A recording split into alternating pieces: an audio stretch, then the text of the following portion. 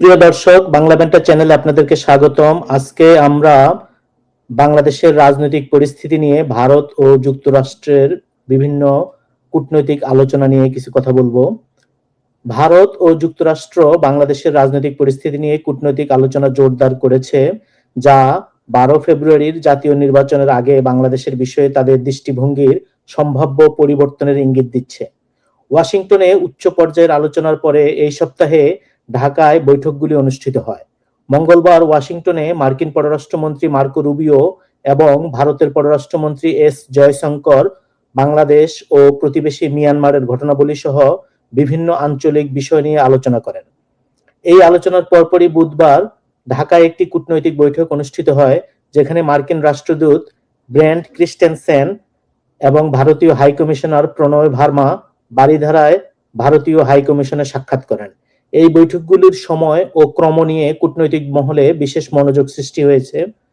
মার্কিন ও ভারতীয় দূতদের বৈঠকের মাত্র কয়েক ঘন্টা আগে রাষ্ট্রদূত ক্রিস্টেনসেন তার গুলশানের বাসভবনে বিএনপির ভারপ্রাপ্ত চেয়ারম্যান তারেক রহমানের স্ত্রী ডাক্তার জোবাইদা রহমান এবং তাদের মেয়ে জাইমা রহমানের সাথে একটি পৃথক বৈঠক করেন। পর্যবেক্ষকরা মনে করেন এই বৈঠকগুলোর ধারাবাহিকতা বর্তমান রাজনৈতিক প্রেক্ষাপটে সেগুলিকে বাড়তি কূটনৈতিক গুরুত্ব দিচ্ছে।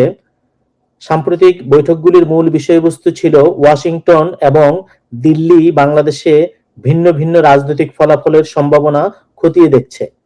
যুক্তরাষ্ট্র এমন একটি রাজনৈতিক ব্যবস্থার প্রতি আগ্রহী যেখানে বাংলাদেশ জামাতে ইসলামী একটি প্রধান ভূমিকা পালন করবে। অন্যদিকে ভারত বাংলাদেশ জাতীয়তাবাদী দল বা বিএনপির নেতৃত্বাধীন একটি সরকারের সম্ভাবনায় বেশি স্বচ্ছন্দ বোধ করছে।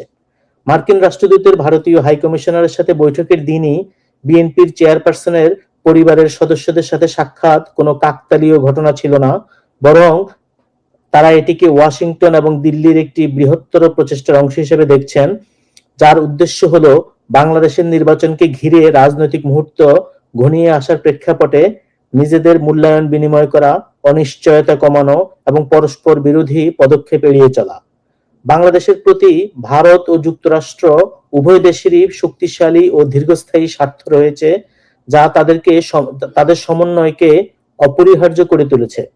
কৌশলগত অংশীদার হিসেবে দিল্লি এবং ওয়াশিংটনের জন্য আসন্ন নির্বাচন সম্পর্কে তাদের নিজ নিজ মূল্যায়ন কে পরবর্তী সরকার গঠন করতে পারে এবং তারা কিভাবে সেই সরকারের সাথে সম্পর্ক স্থাপন করতে চায় সে বিষয়ে তথ্য আদান প্রদান করা গুরুত্বপূর্ণ। এর লক্ষ্য হলো বাংলাদেশের ভবিষ্যৎ রাজনৈতিক দিক নির্দেশনা সম্পর্কে যদি কোনো ভুল বোঝাবুঝি থাকে তা দূর করা। আওয়ামী লীগের শাসনামলে বাংলাদেশের রাজনৈতিক গতিপথ নিয়ে যুক্তরাষ্ট্র ও ভারতের মধ্যে প্রায়শই ভিন্ন ভিন্ন ধারণা ছিল এবং মাঝে মাঝে ঢাকার উপর প্রভাব বিস্তারের জন্য তারা এক সূক্ষ্ম প্রতিযোগিতায় লিপ্ত হতো। এটা কোনো গোপন বিষয় নয়।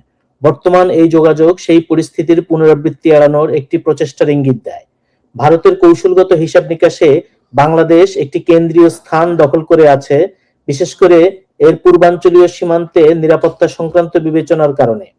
আর ওয়াশিংটনের জন্য বাংলাদেশ আঞ্চলিক স্থিতিশীলতা থেকে শুরু করে বৃহত্তর ইন্দো প্যাসিফিক হিসাব নিকাশ পর্যন্ত বিভিন্ন ধরনের জাতীয় স্বার্থের প্রতিনিধিত্ব করে। উভয় দেশই এখন এটা নিশ্চিত করার চেষ্টা করছে যে আওয়ামী লীগ সরকারের আমলের মতো ঢাকা যেন আবারও প্রতিদ্বন্দ্বী ভূ রাজনৈতিক এজেন্ডার যুদ্ধক্ষেত্রে পরিণত না হয়।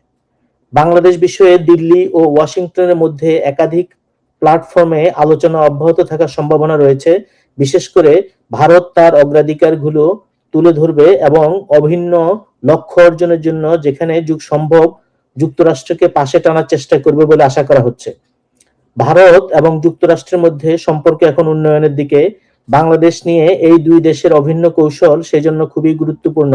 2026 সালের মিয়ানমারের বাজেটে $121 মিলিয়ন রাখা হয়েছে, যেখানে ভারতের কথা বলা হয়েছে। মিয়ানমার এবং ইন্দো প্যাসিফিক ইস্যুতে বাংলাদেশকে বাদ দিয়ে ভারত এবং থাইল্যান্ডকে কাজে লাগানো হচ্ছে। ফলে ভারত এবং যুক্তরাষ্ট্র যাতে বাংলাদেশের ব্যাপারে এক বিন্দুতে মিলতে পারে, সেটা উভয় দেশ এবং বাংলাদেশের স্থিতিশীলতার জন্য খুবই গুরুত্বপূর্ণ। Thank you.